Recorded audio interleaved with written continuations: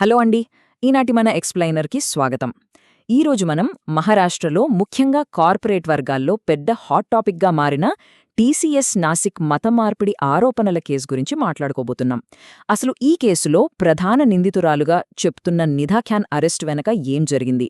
ఆమెపై ఉన్న ఆరోపణలేంటి? వీటన్నింటిపై టీసీఎస్ సంస్థ ఏమని వివరణ ఇచ్చింది?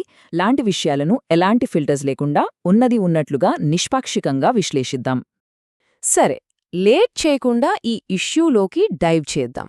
ఈ మొత్తం వ్యవహారాన్ని ఈజీగా అర్థం చేసుకోవడానికి దీన్ని మనం 4 భాగాలుగా చూద్దాం.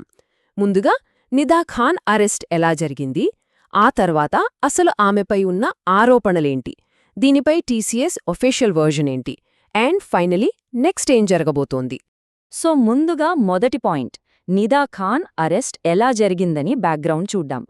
నాసిక్లోని టీసీఎస్ సెంటర్లో జరిగినట్లు ఆరోపిస్తున్న ఈ మత మార్పిడి వ్యవహారంలో గత కొన్ని రోజులుగా గట్టిగా వినిపిస్తున్న పేరు నిదా ఖాన్. ఈ కేసులో ఈమెనే ప్రధాన నిందితురాలుగా పోలీసులు భావిస్తున్నారు. ఫైనలీ స్పెషల్ ఇన్వెస్టిగేషన్ టీమ్ అంటే మన సిట్ అలాగే నాసిక్ పోలీసులు కలిసి చేసిన ఒక పక్కడ్బందీ ఆపరేషన్లో ఆమెను పట్టుకున్నారు. ఇది ఈ కేసులో ఒక మేజర్ బ్రేక్ త్రూ అని చెప్పొచ్చు. అసలు ఈ అరెస్ట్ దాకా విషయాలు ఎలా వచ్చాయో ఒక్కసారి ఆ టైం లైన్ చూద్దాం. ఫస్ట్ ఎఫ్ఐఆర్ నమోదు కాగానే ఆమె ఎస్కేప్ అయ్యారు. దాదాపు ఒక నెల రోజులపాటు పోలీసులకు చిక్కకుండా తిరిగారు. కానీ finally Chhatrapati Sambhajinagar crime branch పోలీసుల సపోర్ట్తో గత రాత్రి ఆమెను ట్రేస్ చేసి అదుపులోకి తీసుకున్నారు. అక్కడ్నుంచి ఈరోజు ట్రాన్సిట్ రిమాండ్ మీద ఆమెను నాసిక్ కోర్టుకు కూడా తరలించారు. ఇక్కడ మనం ఖచ్చితంగా నోట్ చేసుకోవాల్సిన నెంబర్ ఒకటుంది, అదే 8. అవునండి, ఈ కేసులో నిదా ఖాన్ 8వ నిందితురాలు. అంటే అర్థం చేసుకోండి, కేవలం ఈమె ఒక్కరే కాదు, ఈ కేసుకు సంబంధించి ఇప్పటికే 7 పోలీసుల కస్టడీలో ఉన్నారు. దీనిబట్టి ఈ నెట్వర్క్ ఎంత పెద్దది, ఇంకెంతమంది ఇన్వాల్వ్ అయ్యారు అనే యాంగిల్లో విచారణ చాలా స్పీడ్గా జరుగుతోంది. రైట్, ఇప్పుడు 2 ముఖ్యమైన అంశానికి వద్దాం. అసలు వీళ్లపై ఉన్న ప్రధాన ఆరోపణలు ఏంటి? ఎఫ్ఐఆర్ ప్రకారం చూస్తే ఆరోపణలు చాలా సీరియస్గానే ఉన్నాయి. నిదా ఖాన్ తన తోటి మహిళా ఉద్యోగులను ఇన్ఫ్లుయెన్స్ చేయడానికి ట్రై చేశారని, బలవంతపు మతమార్పిడికి ప్రోత్సహించారని, అలాగే ఇతర మతాలను కించపరుస్తూ మాట్లాడాలని ఫిర్యాదులో ఉంది. అయితే ఇక్కడ ఒక పెద్ద కాంట్రవర్సీ ఏంటంటే, ఆమె దాదాపు నెల రోజులు పరారీలో ఉన్నప్పుడు పోలీసులామెను పట్టుకోలేకపోయారు కదా. మరి అదే టైంలో ఒక ఏఐఎంఐఎం లీడర్ వెళ్లి ఆమెను, ఆమె కుటుంబాన్ని ఎలా కలవగలిగారు? దీనిపై పబ్లిక్లోనూ మీడియాలోనూ చాలా గట్టి ప్రశ్నలే వినిపిస్తున్నాయి. సో ఇదంతా వింటుంటే మనకొచ్చే ఫస్ట్ డౌట్ ఏంటి? ఒక కార్పొరేట్ ఆఫీస్లో పనిచేసే ఒక సాధారణ ఉద్యోగికి తోటివాళ్లను ఇంతలా ప్రభావితం చేసే పవర్ ఎలా వచ్చింది? సిట్ అధికారుల బుర్ర తొలిచేస్తున్న మెయిన్ పాయింట్ కూడా ఇదే. ఈ ప్రశ్నతోనే మనమిప్పుడు పోలీస్ ఇన్వెస్టిగేషన్ యాంగిల్ నుండి ఆమె పనిచేసిన ఆ కార్పొరేట్ వాతావరణం వైపు షిఫ్టొద్దాం. ఇక 3వ అంశం, ఈ మొత్తం ఇష్యూపై టీసీఎస్ ఇచ్చిన అఫీషియల్ క్లారిఫికేషన్ ఏంటి? ఈ విషయాన్ని మీరు కొంచెం ఇంట్రెస్టింగ్గా గమనించాలి. ఒకవైపేమో క్రిమినల్ ఆరోపణల్లో ఆమెనొక పవర్ఫుల్ పర్సన్గా అందర్నీ శాసించే స్థాయిలో ఉన్నట్లు చెప్తున్నారు కదా. కానీ దీనికి పూర్తి ఆపోజిట్గా టీసీఎస్ ఒక క్లారిటీ ఇచ్చింది.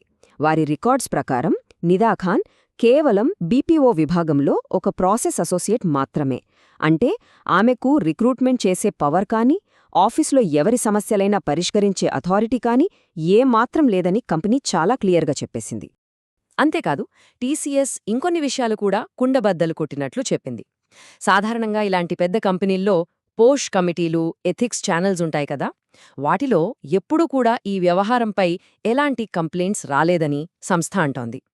ఆఫీస్ డెసిషన్స్లో కూడా ఆమెకు అస్సలు రోల్ లేదని తేల్చేసింది. ఇక మీడియాలో వస్తున్న రూమర్స్కు చెక్ పెడుతూ తమ నాసిక్ సెంటర్ ఆపరేషన్స్ ఎప్పటిలాగే నార్మల్గా, ఎలాంటి ఆటంకం లేకుండా రన్ అవుతున్నాయని కూడా క్లారిఫై చేసింది. ఇక్కడ మనం ఒక ఎక్స్పర్ట్ వ్యూని కూడా పరిగణనలోకి తీసుకోవాలి. టాటా సంస్థలనగానే మనకు గుర్తొచ్చేది వాళ్ల ఎథిక్స్, నైతిక ప్రమాణాలు. కాని ఇప్పుడున్న పరిస్థితిలో వారికున్న ఆ అపారమైన బ్రాండ్ ఇమేజ్ను కాపాడుకోవాలంటే అసలక్కడ ఏం జరిగిందనేది తేల్చడానికి ఒక ఇంటర్నల్ కమిటీ వేయడం ఖచ్చితంగా అవసరమని నిపుణులంటున్నారు. ఎంప్లాయీస్ ఎవరైనా సరే ఎలాంటి భయం లేకుండా ఉన్నత అధికారులకు తమ సమస్యలు చెప్పుకునే స్వేచ్ఛాయుత వాతావరణం కల్పించడం చాలా ముఖ్యం అని సూచిస్తున్నారు. ఫైనల్గా 4వ అంశం, ఈ కేసు అదుపరి విచారణ ఏ మలుపు తీసుకోబోతోంది? ఇక్కడ అసలైన ట్విస్ట్ ఏంటంటే ఇరుపక్షాలు లీగల్ ఫైట్కు గట్టిగానే రెడీ అయ్యాయి. నిదాఖాన్ను ఇంకా లోతుగా విచారించడానికి, మిగతా 7 నిందితులతో కలిపి ప్రశ్నించడానికి క్రైమ్ బ్రాంచ్ కస్టడీ కోరుతోంది. మరోవైపు నిందితురాలి లాయర్లు ఆమె గర్భవతి అని చెప్పే 3 వేర్వేరు డాక్టర్ల మెడికల్ సర్టిఫికెట్లను కోర్టులో సమర్పించి ఎలాగైనా ముందస్తు బెయిల్ తీసుకురావాలని గట్టి ప్రయత్నాలు చేస్తున్నారు. సో ఇదండి పరిస్థితి. ఒకవైపేమో కఠినమైన పోలీసుల క్రిమినల్ ఇన్వెస్టిగేషన్, ఇంకోవైపు తమ కార్పొరేట్ ఎథిక్స్ను, బ్రాండ్ ఇమేజ్ను కాపాడుకోవాలనే సంస్థ ప్రయత్నం.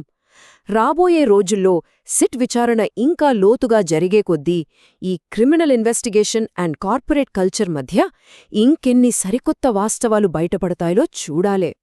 ఏదేమైనా ఈ కేసు విచారణ చాలా ఆసక్తికరంగా మారబోతోంది అనడంలో ఎలాంటి సందేహం లేదు.